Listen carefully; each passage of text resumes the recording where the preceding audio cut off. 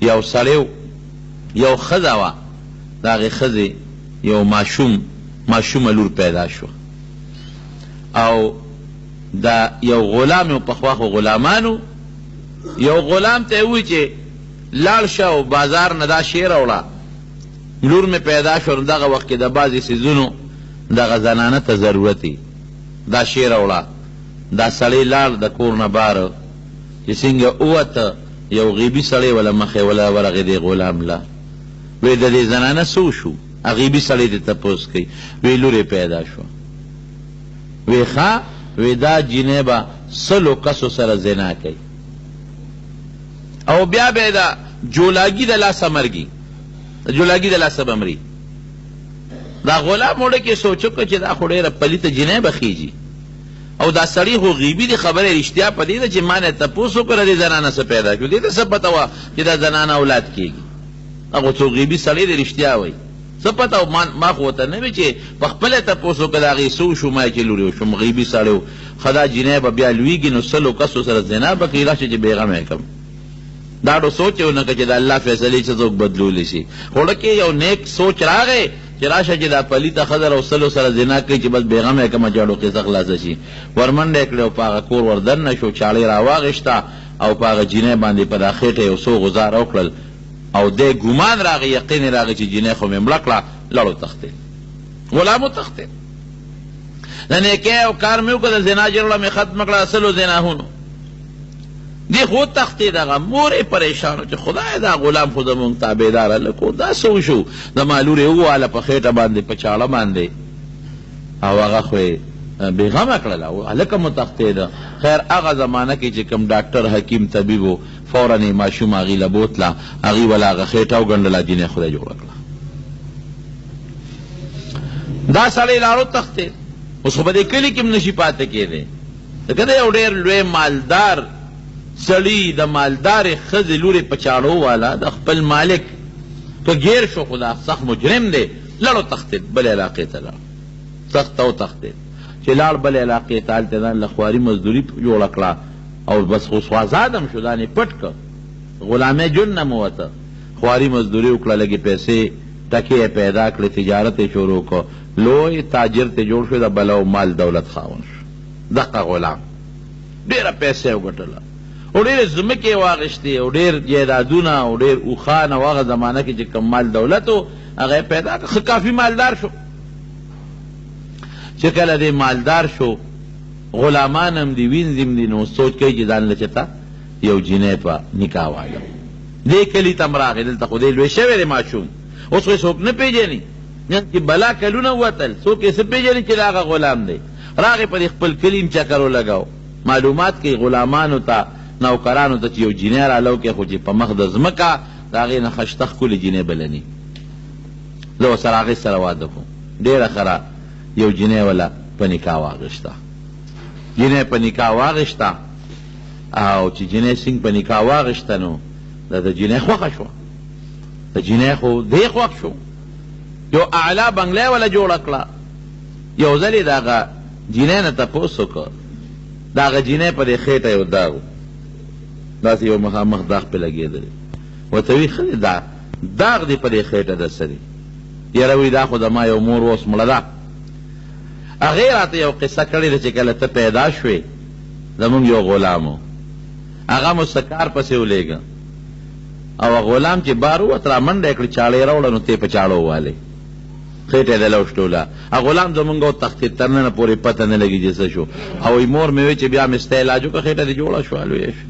او خو پېښ شو چې دا خو هماغه ده چې ما په چاړه والې، خو هغه جینۍ ده، دا خو لویه شوې ده. وایي ښه یو تپوس ته نه کوم، رښتیا به راته وی. وی هغه زومه چې په چاړه یې والې، ستا د مور غلام زوم ما والې. او بیا زه وتښتېدم او تجارت مې شروع کړو، مزدوري. او نن د وطن امیر یم، زما عمره مالدار څوک نشته، او تا سره مې نکاح م وکړه. یو تپوس ته نه کوم، رښتیا به راته وی، ما ولې په چاړو والې؟ ما ته بار یو غیبي سړي ووایي چې د دې ښځې څه پیدا شو، مې چې لورې پیدا شوه. وی ښه دا به 100 سړو سره زنا کوي، او مرګ به د جولاګي نه وي.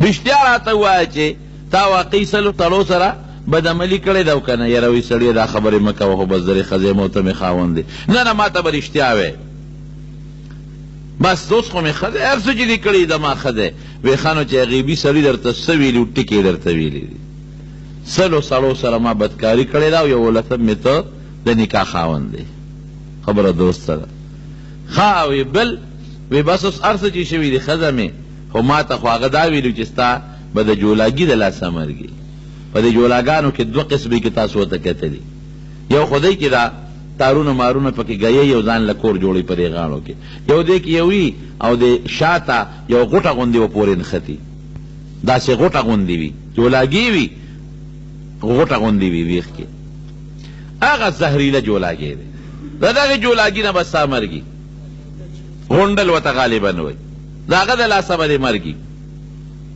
داسې کار د ښځې یو محل دله جوړوم داسې محل جوړوم چې د جولاګي پلار به هم پکې نه راځي یو ناشنا بلډنګ یې محل یې وله جوړ کړه سوچته محل یې وله جوړ کړه او هغې له داسې دروازې جوړې کړې چې په هغې کې میږې هم نشي ورتلی چې بلکل بند دي جولاګي پلار به را نشي او هغې له نوکران ونیول صرف دې دپاره چې تاسو د دې جالې صفۍ کوئ چې دې کې جولاګي را نشي ولې غیبي سړي خبره کړې ده د هغه خبره رښتیا شوې ده هسې نه جولاګي ټک ور ورنکړي او دا ښځه مړه نه شي وی چې کور جوړ شو محل جوړ شو نوکران یې په دې مقرر کړ چې تاسو به صفۍ کوئ د دې غاړو مرګو چې دې کې جولاګي را نه شي یو ځل وی دا ښځه خاوند دواړه په هغه خپل کټ کې ناست و او وی دقسې یو جولاګي په یو غاړه راښکاره شو دا ښځه دې خاوند ته وی سړیه تا ته هغه غیبي سړی دا شی یاد کړی چې زما مرګ به د ده د لاسه وی بلکل دی راته یاد کړی ده ته ګوره مرګ ته ګوره ورپاسېده او ټس یې ورکا جولاګي له هغه په ځمکه را پرېوت او چې را پرېوته نو کیړی په خپو وه چپړه هغې پې د پاسه راښکه چې ودرېږه زور ورکړم چې ریچې کړمه چې دا به ما څنګه وجني چې په خپه یې ریچې کړه د دې ښځې نوک خوږو نوک دې نوک چې د بعضې وخت کې سړی روان والي معمولي غوندې خوږ شي نوک یې خوږو هغه زهر رالل په هغه نوک کې ورننوتل هغې نه کینسر بیماري جوړه شو هغه ښځه دې مړه شو مفتی شفیع صاحب لیکي اینما تکونو یدرککم الموت هر ځای کې چې یې مرګ به مو رالاندې کوي ولو کنتم فی بروج مشیده اگر که په غټو غټو بلډنګانو کې او په مضبوطو محلاتو کې ولې نه یې داسې ده که نه ده محل څوک د مرګه بچ کولی شي غټ محل یې وله جوړ کړو خو چې څه فیصله د الله وه چې د دې مرګ به د جولاګي د لاسه وي همغه مرګ یې د جولاګي د لاسه شو مرګ دا خطرناک شی دی مرګ چې راغې خلاصېدی ته نشي رسول الله صلی الله علیه وسلم فرمایي وی دوه څیزونه دي چې خلک د هغې نه یریږي یو مرګ دی وی واقع یریږي خلک که نه څوک یې نه غواړي یو مرګ دی څوک یې نه غواړي خلق ته ځان خلاصوي نه یې غواړي څوک یې نه خوښوي خو نبي علیه السلام فرمایي چې د فتنې د ژوند نه مرګ غوره دی دویم لږ مال غریبي دا د چا نه ده خوښه هر سړی غریبي نه غواړي مالداري غواړي رسول الله مبارک فرمایي چې د ډېر حرام مال نه چې آخرت کې حساب کتاب ګراني غریبي ښه د آخرت حساب کتاب په اسانۍ کوي د مارونو مرګ نه خلاصې قطعا نه کیږي نه دې څوک بچ کیدی شي یو ښځه وه د هغې زوی مړ شو نو اوس هم چې چاته تکلیف یې علماو پسې صالحانو پسې ګرځي نو دې ته چا وی چې زما زوی مړ شو دقه یو زوی چې دا به څنګه جمدي شي چا وی یاره پلانکي ځای کې یو عالم دی یو نیک سړی دی ته ورشه که څه دم درود دله وکړي دا راله هغه مولانا صاحب له هغه نیک انسان لوی زما زوی مړ دی زه خو ډېره زیاته پریشان یم او که څه دم دی وکړه چې د ما را زوی جمدي شي هغه عالم ډېر هوښیار و او ورته وی بلکل زوی به دې جمدي شي خو یو چل وکړه د اوو کورو نه مال اوبه راوړه د اوو کورو نه خو د هغې کورونو نه به راوړې چې هغې کې مړې نه شوې هغه اوبه به دم کم نو په هغې به ستا زوی را جمدي کېږي خو د اوو کورو نه به وراوړې هغه اوو کوره چې هغې کې مړې نه شوې نو بیا به هغه اوبه دمم نو په هغې به ستا زوی جمدې کېږي. دا خو اسان علاج ورېږه اووه کورنه چې د شلو نه خو به درته را پیدا کړم. خوشحاله شوه یو کور ته ننوته. تاسو کله خو مړی نه دي شوي؟ ولې نه؟ ما نیکه خو مړو. بل کور کله لاړ. تاسو کله خو مړی نه دي شوي؟ واب دا بل و زموږ پلار نه و مړ. بل کور کله لاړه. یاره دا لکه چې تاسو کله مړی خو نه دي شوي ولې ماشوم نو سې مې نه و مړ. بل کله لاړه تپوس کی تاسو کله خو مړی نه و شوی. یاره پلار مې هم جم دی نیکه مې هم جم دی نیا مې هم جم دی خو د نیکه پلار هم مړ شوی. بل کور کله لاړه چې وګرځېده او رښتیا خبره ده. تاسو چې نظر په دې تورنګزو کلي خپل واچوئ داسې کور به پیدا کړئ چې مړی پکې نه شي. داسې به څنګه پیدا شي؟ که پلار دې نه دی مړ نیکه به دې مړی نیا به دې مړی. که هغه نی د هغه پلار به مړي د هغه نیا به مړی د هغه ورور به مړی بل به مړی. وګرځېده ښځه پوه شوه ورور یې غم غوس شو چې که د ما زوی مړ دی خو هلته هم زوی مړ دی. که د ما بچی مړ دی خو د هغه سړي ماشوم نصیب مړ دی. که د ما زوی مړ دی خو د هغه هم زوی مړ دی. که د ما زوی مړ دی خو د هغه خوږ پلار مړ دی. چې وګرځېده دې مولانا صاحب لراله وی چې ما خو داسې کور پیدا نه کړ چې هغې کې دی مړی نه شوی. او بس پوه شومه ښځه پوه شوه دی ګوره داسې کور چې دی پیدا نه کړ چې هغې کې انسان مړي ته ولې په مرګ خفه کېږي؟ خو د دنیا نظام دی ګرځي کله یو ځای مړ کله بل ځای مړ کله بل ځای مړ کله بل. حضرت سلیمان علیه السلام ملک الموت ورله راغی. ملک الموت سلیمان علیه السلام دې تپوس کوي وی چې ته دا دې ټولو خلکو نه ساګانې څنګه وباسې ټولو خلکو نه ساګانې څنګه وباسې. سلیمان علیه السلام ورته وایي یو ځای نه م راکاږي بل ځای نه م بل ځای نه م بل عجیبه جواب ورکوي. وی سلیمان علیه السلام وی تا سره چې یو کاسه پرته وي او د انار دانې پکې پرتې وي یو کاسه ده د انار دانې پکې پرتې وي تا نه یو دانه پټېدی شي په دې کې؟ وی نه.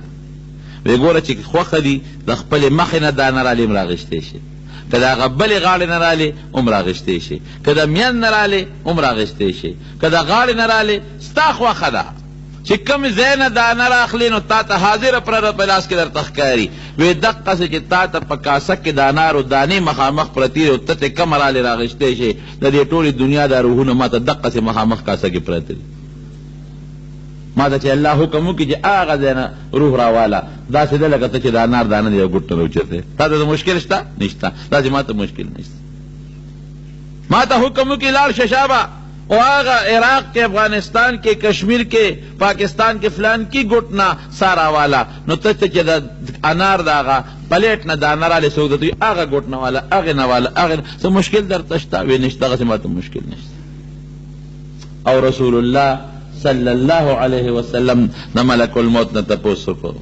اتم تپوس کوي وی ته چې دا د ګڼو خلکو نه ساګانې وباسې څنګه وباسې؟ بعض انسان یې د ګڼو نه ساګانې وباسي په یو وخت کې وباسي. اکسیډنټ وشي 100 کسه پکې مړه شي بم دماکه وشي 50 کسه پکې مړه شي جاز غرق شي پکې 300 مړه شي. دې سره څه چل کوي؟ وی ما سره بلا فرشتې دي په لکونو فرشتې دي زه په خپله ساګانې نه وباسم چا نه په خپله وباسم چا پسې یوه فرشته لیږم چا پسې بله لیږم چا پسې بله لیږم چا پسې بله لیږم. دا خو یو نظام دی زما لیکن الله ماله خپله دومره طاقت را کړی دی که زه په اووم اسمان کې کینم او دا خپلې دوه ګوتې د دې ټول ځمکې اسمانونو ځمکې لاندې پورته چې جاندار مخلوق دی سا والا دا دوه ګوتې ورته مخامخ کړم د دې ټول نه په یو سیکنډ کې په دې دوه ګوتو سا راښکې شم. طاقت الله را کړی. فرشته هم هغه فرشته مقرر کړې ده اخلاصي ته نشته. رسول الله صلی الله علیه وسلم فرمایي کم انسان نه چې سوځي دی په دا کټ کې پروت دي دوه قسمه انسانان دي یو نیک عمل دی او بد عمل دی. او تیره جمعه مې د نیک عمل او د بد عمل معنا کړې وه چې نیک څه ته وي او بد څه ته وي. دې ته شکلونه ښکاره شي وایي دا خو څوک مخلوق دی نیغ په نیغه نه راځي او به یېرېږي نو چې کله را ډېر را نږدې شي نو دته شکلونه نور هم غټ شي خواله وله راشي په خشته شکل کې. چې کوم ملک الموت دی د مرګ فرشته اتې مخکې نورې ورپسې وي. نبی علیه السلام فرمایي دغه وخت کې د هر انسان دپاره خدای پاک په جنت کې او په دوزخ کې دی مقرر کړی دی. مونږ له هم شته او کافرو له هم شته. زمونږ هم په دوزخ کې هم ځای شته او په جنت کې هم شته او د دې کافرو هم په دوزخ کې هم شته او په جنت کې هم شته.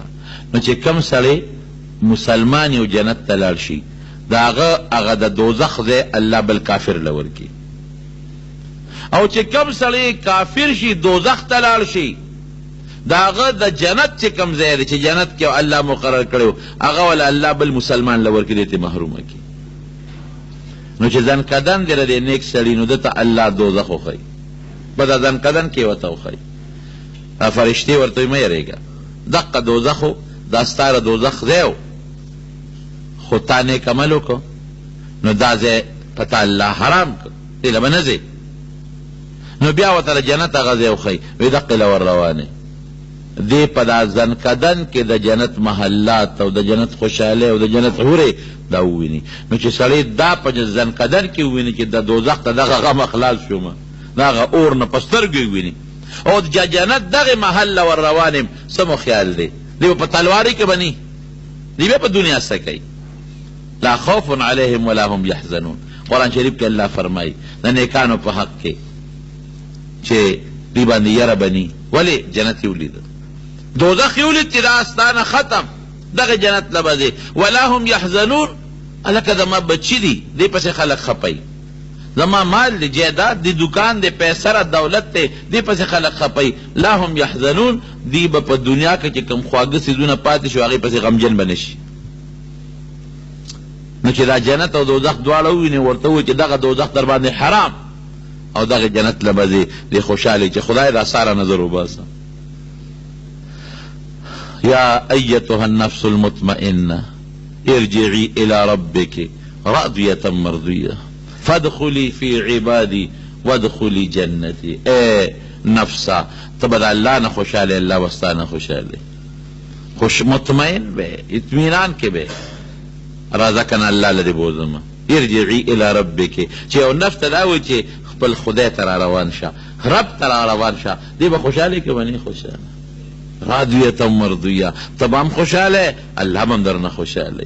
او داغ نیکان بندگان دی جنت اغی کے دن ناشا او جنت تا داخل شا، دی با دمر خوشحالی پرواز بکی وزو سنگ دی جنت تا ور داخل شا. ما علا زر سو باسے حضور پاک مبارک فرمائی دا سبت سو باسی لکه یو مشک کې د اوبو ډکې او د هغې نه یو ساک کې وځي نو دا مشک خو پې نه دردېږي او نه پې خوږېږي، دقه بسې د اعصابه تېوځي هېڅ تکلیف په وته نه او چې دا سات یې څنګه وباسي نو نورو فرشتو له به یې ورکي. د ملک الموت ډیوټي ختم، نورو فرشتو د جنت نه کفن راوړي، ته خو دې وجود له دلته کفن ورکې او نورو فرشتو د جنت نه کفن راوړی دی، اعلی خوشبویه د جنت خوشبویي ده په هغه کفن، دا روح راوالی دا هغه جنت په کفن کې ونغاړي. بدن ولا مونږ په بل کې نغاړو، بدن هم خوشحاله روح هم خوشحاله، دواړه هغه ونغاړي، فرشتو له یې ورکي، هغې یې بر اسمان ته روان کي. وی په دې فضا کې چې څومره فرشتي دي دی په دې خوري دي دا ټول دعاګانې کوي. یا الله دا روح خو په ما مونږ راولې، نورو یا الله دا روح په دې لار راولې، دا خو ډېره ښایسته خوشبویي کوي چې په موږ دا خوشبویي ولګي. نور فرشتې وایي یا الله د دې فلانکي دا روح خو په موږ راولې او د ده چې په دنیا کې کوم ښکلي نوم و په هغې یادېږي. یو بل ته فرشتې وایي لکه د هغه فلانکي د فلانکي زوی حضرت فلانکي ښکلي نوم یې اخلي، هغه وفات شوی، دا خوشبویي خو د هغه ده او دعاګانې ورته کوي. او چې کومه هغه بیا ورسوي علیین ته یا جنت ته ورسوي، د شهدا و هغه جنت الفردوس ته ځي، د عامو مسلمانانو هغه علیین ته ځي. او چې کوم وخت کې د بدعمله انسان نه سو باسي دا فرشتې راشي مخامخ ورته کښېني، دا سا ترې راکاږي او څنګه ترې راکاږي. حضرت عمر فاروق رضی الله عنه د کعب احبار نه تپوس وکړه، دا یو ډېر لوی عالم و. وی کعب وی د کافر نه او د فاسق نه چې سو باسي دا څنګه وباسي؟ وی داسې مثال دی لکه د ازغو ډکه اونه چې د انسان په وجود کې ګیری او د دغې د ازغي او غنې د انسان په دې رګونو کې خورې وي او دا اونه ترې راکاږي، د دې رګونو نه د روح سره قطرې روځي، قطرې دا سا چې راوباسي د سا سره د رګونو د غوښې او د وینې او قطرې روځي او بل مثال داسې ورکوي وی لکه سسپار چې په اور کې سور شي او په لمدو مالوچو کې کیدې او راکاږي مالوچ په لامدي نو سودي لمبه به نه کوي او لوخړې وباسي دقه رنګې دا سا په دې وجود کې راخکېږي دا وجود یې لوخړې کوي الله دې مو ساتي یا الله ته مونږ وساتي خدای د دې جمعې د مانځه د برکت نه او د دې مسلمانۍ د برکت نه د دغې عذاب نه خدای وساتي خطرناکه خبره او دتم دواړه ځایونه وښیي وایي هغه جنت وستا خو تا بدعملي وکړه سپېره الله دې خفه کړو هغه دوزخ ته به وځې دواړه ورته وښیي چغې وباسي او په زور ترې راسا راکاږي چې سا ترې وباسي د یو څښا کفن یې وله راوړي بدبویه هغه کفن کې فرشتې بندې کړي چې کفن کې بند کی بدبوئی تی دی نو په دې فضا کې دا فرشتې یاري دا څوک مرد څښا بینتی دی وی دا غفلان کې د فلان کې زوی چې په دنیا کې را د کم څښا نوم په هغې یادوي خیرې ورته کوي وی خدایه ته تباه کې خدای یې غرق کا خیرې ورته فرشتې کوي خو هر شي که تا بدعملي نه وه کړې نو نن به موږ ستا د برکت نه دا څښا بین نه راته بره اسمان ته روان کی روان کی روان کی د اسمان دروازې ته ورسوي قرآن شریف کې الله فرمایي لا تفتح لهم ان الذين كفروا سنگرے لا تفتح لهم ابواب السماء ولا يدخلون الجنة حتى يلج الجمل في سم الخياط اسمان دروازه بوته کولو نشي دا غدنه رو غردي لاندې سجین دغه ته ورسیږي یو ظالم بادشاہ دا غنه سا ملک الموت ولا راغی او دا په بنی اسرائیلو کې تیر شوی دی او دومره ظالم بادشاہ چې ډېر ظلمونه به کول ملک الموت راغی او نیغې د کټ خوا کې ودرېده دی ورته داسې غوسه شو ته څنګه رالې بې اجازه ته څنګه رالې او زما دومره نوکرانو نه څنګه دلته رالې ملک الموت ورته وایي وایي زه د دې کور د مالک په اجازت راغلی یم د دې کور هغه د انسان په شکل زه خو نه پېژنم زه وایي ګنې غل دی زه د دې کور د مالک په اجازت راغلی یم ښه کاکا دا ستا نه دی دا کور او زه هغه ته یې څوک وایي زه هغه کس یم چې نه مې ته منې کولی شي او نه مې ستا څوکیداران منې کولی شي او زه هغه کس یم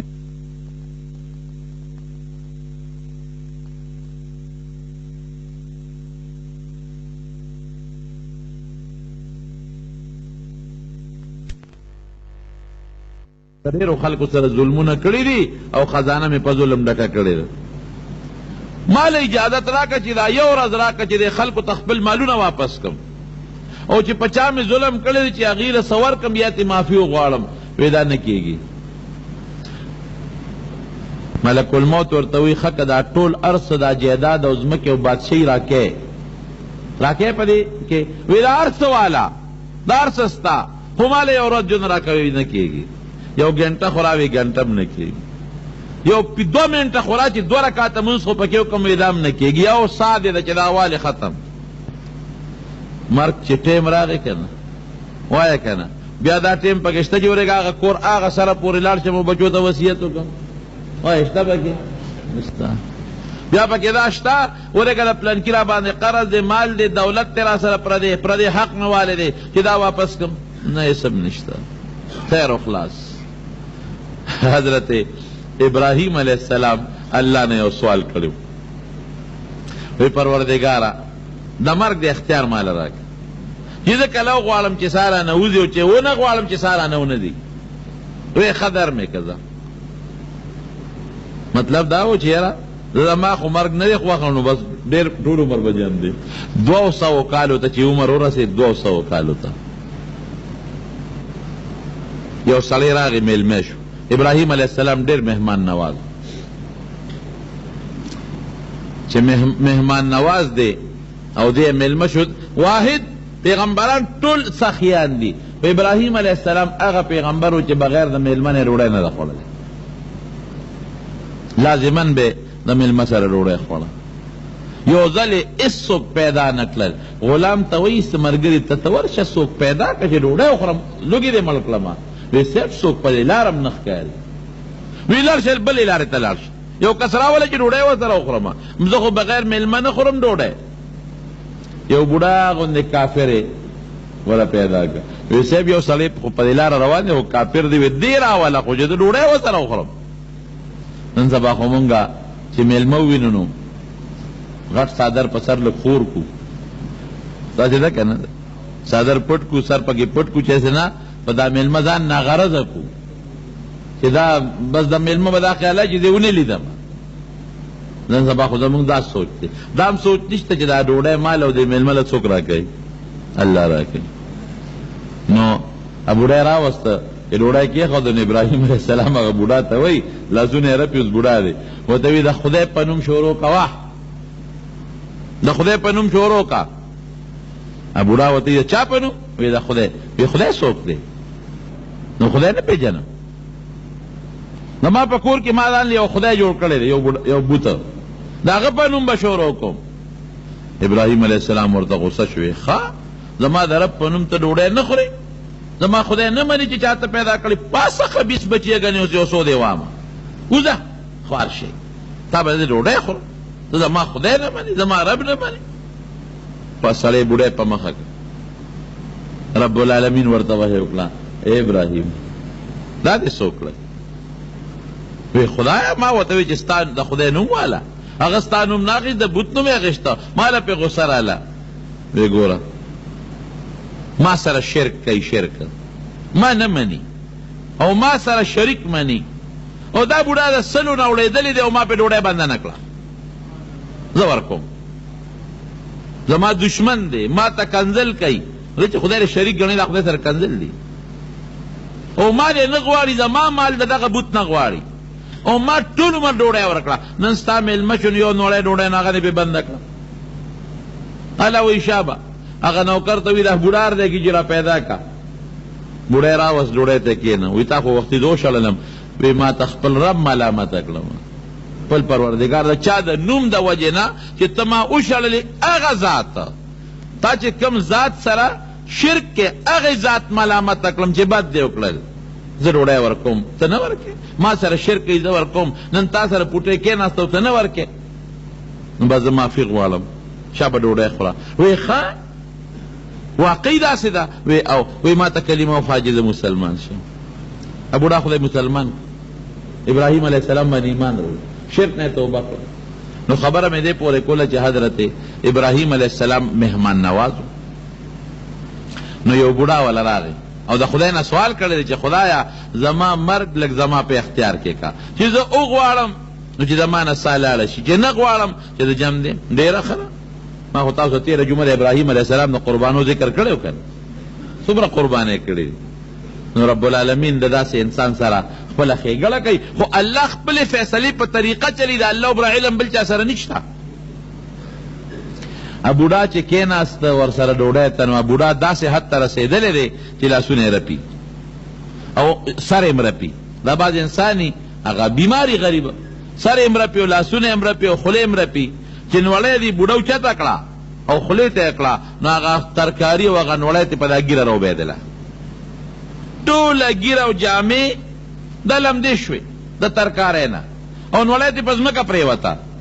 ابراهیم علیه السلام پې رحم راغی چې خدای دا څنګه جم دی د ده دا ژوند بله نوړی راواغېسته د غریبه، لاس یې رپېدام ته پرېوته، بله یې راوچته کړه، چې بله یې راوچته کړه په خواره یې خولې ته ورسوله، نیمه ترې لاندې لاړه او نیمه په خوله کې ګډه وډه شو، ږیره او جامې ټولې رنګ شوې په ترکارۍ او په ډوډۍ. حضرت ابراهیم علیه السلام دې بوډا نه تپوس وکړه، بابا د څو کال وي؟ وایي د 200 کال. د ابراهیم علیه السلام د عمر برابر عمر یې ورته یاد کړ، وایي د 200 کال. ابراهیم علیه السلام وایي خدایا داسې عمر ته خو مې مه رسوي، دې عمر نه مې الله وساتې، دا عمر دا جون خدای دې نه خو مې وساتې. بس هغه سړی ورته برابر شو. ملک الموت په دغه شکل کې راغلی، ملک الموت د مرګ فرشته په دغه شکل راغلی، ورته برابر شو. ابراهیم علیه السلام بس ساه دې نه وباسم، وی ما ته خو الله مشوره ویلي چې که ژوند دې خوښ وي نو نه وباسم، وی اوس دې سوال ونه کړه چې دې ژوند ته مې خدای مه رسوي، اوس دې په دا ټکي دې ووایي، خپله تا ځان له مرګ خوښ په دغه ټکي دې ووایي، ټیم دې پوره دی چې خبر اغلا ده چې ځکه الله تعالی اختیار درکړو تا په خپلو چې خدای دې عمر ته یې ونه رسوي، نو یو سیکنډ پکې پاتې دی بس دغه عمر کې. لكل أمة أجل إذا جاء أجلهم لا یستأخرون ساعتا ولا یستقدمون چې کله هغه نیټه راله نه یو ساعت سیکنډ مخکې والی شته او نه یو سیکنډ وروسته والی شته. یو سړی د دارو دکان ته لاړ، دارو یې اخېستل. چې دکان ته دارو لاړو نو هلته دارو اخلي، هغه دکاندار ته وایي چې د دې څومره ټایم دی د دارو یو دې بوتل هغه بعضې وخت کې ګرنټي ورته مونږ وایو، د دې به څونه ګرنټي وي؟ دکاندار ورته وایي ستا ګرنټي شته ده چې ته د دې بوتل ګرنټي غواړې؟ وی او بلکل زما ګرنټي ته، زه ځوان زلمی یم، ډوډۍ خورم، پیسه شته، دولت شته، خپې شته، د روغ صحت شته، زما ډېره لویه ګرنټي ده او یا سل کاله ژوند مې دی. خو چې دا ټکې ووایي د هغه دکاندار په هغه فرش د پاسه را پرېوته او ساعت یې وخته. ګرنټي د ژوند چا سره هم نشته. قرآن شریف کې نبی کریم صلی اللہ علیہ وسلم کار مقرر کی التا ورسیگی نو التا دے سو باسی جعل له الیها حاجتا التا و تاجت مقرر کی لالچی او چی التا کی زی مرگ مقرر دے التا دے سو باسی. نبی علیہ السلام فرمائی چی بن اسرائیلو کے کسان را جمع شو یروی رازے لک اللہ تا وجعلو سوالو کو دے مقبری تزو یو ملی دے که را جمدی شو مونږ ته لږ تپوس وکړو د ځان کدن او د مرګ. واقعي که سړی ډېر لوی سفر هم وکړي که نه نو ستا رابطه ورسره وي. که سعودي ته لاړ شي، انګلینډ ته لاړ شي، نو په ټیلیفون خو دې تپوس کولی شي که نه، داسې ده که نه؟ چې لکه سال دی امریکا څنګه ده، سفر دې څنګه و، جس کې لاړې، بس کې لاړې، څنګه تکلیف وکړو نو. لیکن د مرګ په سفر چې څوک ورغی د دې په ټیلیفون معلومات کولی شي، نه درته په انټرنیټ الویلی شي او نه درته دا بل موبایل کې هغه شی سره هغه خلکو ته چې لېږي میسج هم درته نشي کولی چې یاره د مرګ سفر څنګه و، ځان کدن مې څنګه و. نو وایي چې یاره مونږ له غوندې یو مړی که جمدی شو چې مونږ دې تپوس وکړو نو دوی چغې ووالې الله ته نیکانو خپل عملونه الله ته پیش کړل چې یا الله یو زوړ غوندې مړی مونږ ته را جمدی که چې مونږ ته ځان کدن او د مرګ متعلق معلومات وایي. وی اللہ دا دوی دا دعا قبول اکلاو یو جلق وشو، یو قبر اوشتی دو، یو مړ اعتبار روته. دوی ته وکتل هغه هم حیران شو. دوی ته تپوس وکړه کله مړی چې معلومات یې وکړل 100 کاله د هغه د مرګ شوي پوره 100 کاله. دوی ته تپوس وکړه یاره وی بس یو تپوس ته نه کوو چې ته څنګه سړی یې؟ زه خو یې ښه یم الحمدلله نیک سړی یم. وی دا تپوس ته نه کوو چې مرګ څنګه و، د دې مرګ ال راته ووایه. وی 100 کاله مخکې رانه سوتې ده، 100 کاله مخکې، او اوسه پورې 100 کاله وشو چې زما په خوله کې د ځان کدن هغه تریخوالی پروت دی. 100 کاله وشو چې زما په خوله کې ځان کدن تریخوالی پروت دی. وی دا هم را سره څه ظلم وکړو چې د ستاسو په دعا را جمدی کړمه، اوس به بیا ځان کدن نه باندې تېرېږي. اوس خدای ته وګورئ تاسو دعا قبلیږي نو ما له الله نه سوال وکړئ چې ما نه داسې سال له وباسي چې ځان قدم را باندې را نشي. مرګ چې نبی علیہ السلام فرمائی د حضور پاک مبارک حدیث ته کې په انسان مرګ راځي که نه، مرګ ته څه ویلي دي؟ حازم اللذات، اکثروا ذکر حازم اللذات الموت. نبی علیہ السلام فرمائی دا مرگ ذکر دیر زیادو کے، بار بار دا مرگ ذکرو کے. مرگ سشے دے حازم اللذات، دا انسان دا دنیا دا خوند دا لذتون ختم کی ڈڑے وڑی کی. پا مالدار چراغی دا مالدارے لذتون خوندون والا ڈڑے وڑے کلد، پا غریب چراغی پا ارچا چراغی دا دنیا خوند ختم، لذت ختم. دا وجود دے تاکہ چکم دا مرگ خلق وی لکا جنازے ٹیم لکے دا سو کوئی سباب خونن وجود خرابیگی پیسا تلی سو اغا عزت من پلار بیا سو پخپل کور کے نشی ساتلی خوان ختم شو کنش، اغا مال لار پاتے شو، اغا بچی پاتے شو، اغا کارخانہ پاتے شو، اغا فیکٹری پاتے شو، ازمکا جیداد نوکران اجرا ارس پاتے شو. نو مرگ خامخا یو حقیقت تے انکار تے نشی کوئی. حضرت ابو ہریرہ رضی اللہ عنہ د نبی علیہ السلام څومره نږدې صحابي دی، څونه خدمت یې کړی دی، کور او بارې خدمت کړی د نبی علیہ السلام، په وطن کې او په سفر کې، او په لوږه او په نار او په تنده نه دی د نبی علیہ السلام مبارک خدمت یې کړی دی. دا نه چې ګني ډوډۍ به وي نه خدمت به کوم او جنۍ نه به کوم. او د حضور پاک د احادیثو یې دونه خدمت کړی دی، 15,000 او 340 احادیث د دنه د پیغمبر علیہ السلام نقل دی، شیخ الحدیثو، او د حضور پاک نږدې ملګری دی. چې کوم وخت کې مري نو دا صحابو ته ګل چاپېره ناست دي نو دی جاړي. او صحابو کې عجیب عادت و چې کوم صحابي به وفات کېده نه دی به ورته وی چې زمونږ به په پیغمبر علیه السلام ګورې سلام وی، یو م ورته وی زما به په نبي علیه السلام سلام وی، بل م ورته وی زما به په نبي علیه السلام سلام وی، دی جاړي. چا ورته ابو هریره ولې جاړي؟ تا خو د پیغمبر علیه السلام خدمت کړې ده، هغه نوکري غلامي دې کړې ده او نیک اعمال دې کړي دي، دومره نیکو چې د یو دیو یوې ښځه و یوې غلام و.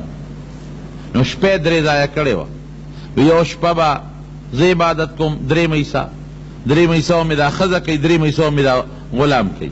مطلب دا چې زمونږ په کور کې په شپه کې داسې ټیم را نشي چې په هغې کې زمونږ په کور کې د الله عبادت ونه شي، هر سیکنډ کې چې زما په کور کې د الله عبادت کېږي. وی ولې جاړی؟ وی ته خو به اوس د نبی کریم صلی الله علیه وسلم سره د دوست سره ملاویږي. او ورته څه وایي؟ وی د مرګ دا سفر ډېر اوږد دی.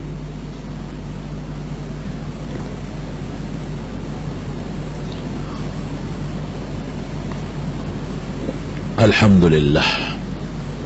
وی د مرګ دا سفر ډېر زیات اوږد دی او واقعي اوږد دی. که سړی انګلینډ ته ځي لکه دا سوچي چې کال پس 2 کاله پس به واپس شي، روس ته ځي 15 کاله پس 6 کاله پس به واپس شم. د دنیا افریقي ممالکو ته ځي او په ډېر لوی زه پی ایچ ډي به وکړم او هلته به زه امفیل وکړم او دا به وکړم او دا به وکړم. 15 کاله مې یو کورس شو، 15 کاله بل شو، 10 کاله، خو بیا خو به راځي که نه. لیکن د مرګ په سفر چې څوک ورغې واپس راتلل شته. وایي د مرګ دا سفر ډېر زیات لرې دی او سامان کم دی ځکه جاړم. نو حضرت ابو هریره رضی الله عنه چې خپل سامان ته کم وي، مونږ به څه کوو؟ د مارونو مرګ نه خلاصې نشته تر دې حده پورې چې دا مرګ چې خپل هم نه خلاصېږي، مرګ نه دې نه مرګ نه خلاصېږي. نبی کریم صلی الله علیه وسلم فرمایي چې دا جنتیان الله جنت ته داخل کړي او دوزخیان دوزخ ته داخل شي. نو دا مرګ به الله د یو ګټ په شکل کې راولي او د جنت او د دوزخ په منځ کې یو ځای دی، په هغې کې به دا مرګ راولي د ګټ په شکل. جنتیانو ته به آواز وکړي ای جنتیانو را شریخ وګورئ، نو دوی به ورته دغه ځای نه وګوري، دوی به وپېژني چې دا مرګ دی، په نښه به وپېژني. جهنمیانو ته به دې ته وګورئ، هغې نه ورته تپوس وکړي څه شی دی؟ دا مرګ دی. نو حضرت یحیی علیه السلام له به الله چاړه په لاس کې ورکړي، نه به حلال کړي. ګوره مرګ هم ختم شو، حلال به شي. نو چې حلالي کړي نو جنت خلود لا موت. ای جنتیانو بس اوس همیشه ژوند دی، مرګ نشته. جهنمیانو ته وی ای جهنمیانو همیشه ژوند دی، په جهنم کې مرګ نشته. نبی علیہ السلام مبارک فرمایی وی که د خوشحالۍ نه څوک مړه کېدی، بعضې وخت خوشحالۍ نه دا زړه روچت شي، اټیک راشي. که د خوشحالۍ نه یو سړی مړه کېدی نو جنتیان به د خوشحالۍ نه مړه شوي. او که د غم د لاسه څوک مړه کېدلی نو جهنمیان به د غم د لاسه مړه شي.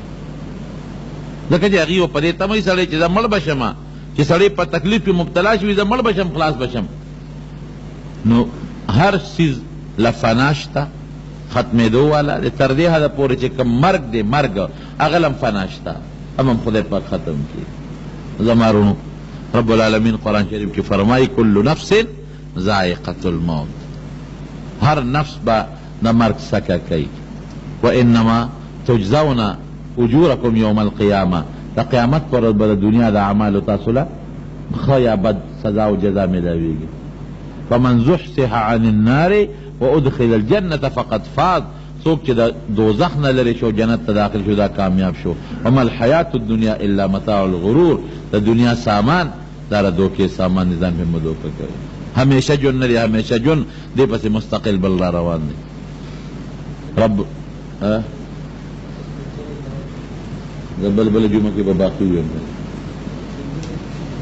د یو سړی و دي تپوس کوي چې څوک په ایډوانس کې طلاق ځان ته واچوي دا طلاق کېږي او که نه ځان ته طلاق واچوي ځان له خو څوک طلاق نه ورکوي ښځې له ورکوي او ایډوانس څه معنا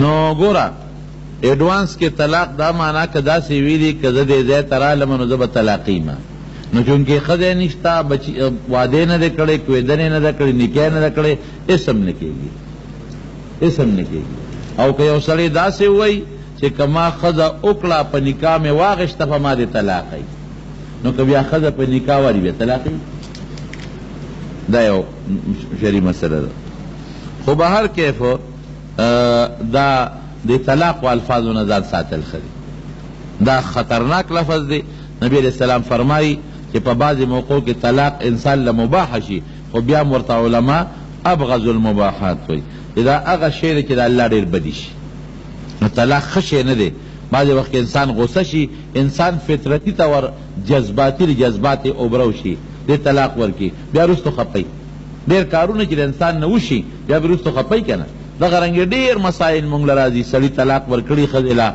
او بیا مونږ له راشي بیا مونږ نه تپوس کوي یاره جي ما خو بیا بانې دې جوړوي څوک وایي زه غوسه ومه مونږ ویل هلکه چې ښځه خاوند یو بل سره ناست دي او ډوډۍ خوري یو له خوله کې شی ورکوي بل له نو طلاق خو نه ورکوي دا خو چې غوسه چې طلاق ورکوي په خندا او په خوشحالۍ خو څوک طلاق نه ورکوي څوک وایي یاره دماغو مې کار ونه کړ او طلاق مې ورکړ نو دماغو دې ولې کار نه کوم په ځان بدچک لګوه دماغ به دې کار کوي بیا نو بهر کې خبره داسې ده چې دا الفاظ د طلاق استعمالول دا ښه خبره نه ده دې نه ځان ساتل پکار ده دعا وکړئ رب العالمین زمونږه بهتر مرګ نصیب کړي خدای د مرګ د سختو نه مو ساتي د ځنکدن د تکلیفاتو نه رب العالمین په حفاظت کې وساتي خدای ته به مونږ رحم وکړي خدای مونږ ګناهګار یو ته به مونږ رحم وکړي د فتنو د مرګونو نه او د فتنو د جن نه الله په حفاظت او په امان کې وساتي دعا کوي چې څوک مریضان دی الله تعالی شفا ورکړي که څوک قرضداران یې قرضونه اخلاص کړي زمونږ د حلال رزق نصیب کړي د حیا او د عزت ژوند هم نصیب کړي د رسوایۍ او د بېعزتۍ ژوند هم په امن و امان کې وساتي زمونږ خبره مې یېره وه د راتلونکي اتوار پر ورځ زمونږ دستاربندي ده راتلونکي اتوار پر ورځ باندې سبا نه بل سبا عیدګاه کې زمونږ دستاربندي ده د بخاري شریف ختم دی هغې کې انشاءالله تاسو ټولو ملګرو له دعوت دی چې تاسو هغې له 9 بجې تقریبا 8 بجې یا 9 بجې به مونږ شروع کوو او تاسو ټولو ته دعوت دی چې هغې کې بخاري شریف ختم کې دعا کې شرکت وکړي او دعا مو کوي چې خدای پاک دغه پروګرام په خیر سره ته ورسولی کړي او زمونږ دغه طالبانو له الله تعالی کامل علم نافع علم نصیب کړي او کومو خلکو چې د طالبانو سره په جوماتونو کې خدمت کړې ډوډۍ ورکړې ده الله هغې له مجرونه ورکړي د حضور پاک د حدیثو مبارکو دغه خدمت خدای د مور د کلي نصیب کړي الله زموږ اخر وخت کې په خولي دا کلمه نصیب کړي چې لا اله الا الله محمد رسول الله ګرانو محترمو اورېدونکو د شیخ الحدیث مولانا محمد ادریس صاحب په دې 400 نمبر کیسټ کې تاسو د مرګ په حقیقت باندې بیان واورېده دا به تاسو ته پېښور ښار کې بیرون کچرې ګیټ اشرف روډ سره فقیر خان ناصر خان کیسټ هاوس کې د ناصر خان او حیدر خان سره ملاویږي د دین علاوه د شیخ الحدیث مولانا محمد ادریس صاحب د هر جمعې تقریبا هم تاسو ته د دې دکان نه ترلاسه کیدی شي ټلیفون نمبر دی 255 29 12 دنیا باندې چې څوک راغلي دي